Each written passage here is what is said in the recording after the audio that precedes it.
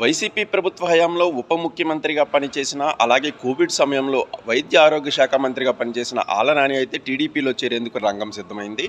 అయితే ఆలనాని రాకను ఏలూరు జిల్లా టీడీపీ నాయకులు కానీ, ఏలూరు నియోజకవర్గ నాయకులు కానీ వ్యతిరేకించిన సంగతి విదితమే. దీని మీద ముఖ్యమంత్రి చంద్రబాబు గారు, ఇటు లోకేష్ గారు కూడా పలు దఫాలుగా చర్చించిన అనంతరం ఏలూరుకు సంబంధించి ఆలనాని రాక ఎంత అనివార్యం, ఎంత అవసరం అనేది చెప్పిన తరువాత ఏలూరు నియోజకవర్గ నేతలు శాంతించినట్లు తెలుస్తోంది. దీంతో ఒకసారి వాయిదా పడిన ఆలనాని చేరిక కార్యక్రమం ఈరోజైతే జరగనుంది. ముఖ్యమంత్రి చంద్రబాబు గారి సమక్షంలో ఆలనాని టీడీపీలో చేరనున్నారు.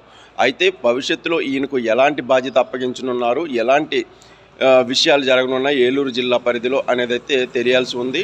ముఖ్యంగా సమన్వయం మీద ఏలూరులో ఆలనాని చేరిన తర్వాత, టీడీపీలో చేరిన తర్వాత అక్కడ సమన్వయం చేసుకునే బాధ్యత అయితే కీలకంగా కానుంది. దీని మీద లోకేష్ ప్రధానంగా దృష్టి పెట్టనున్నారు.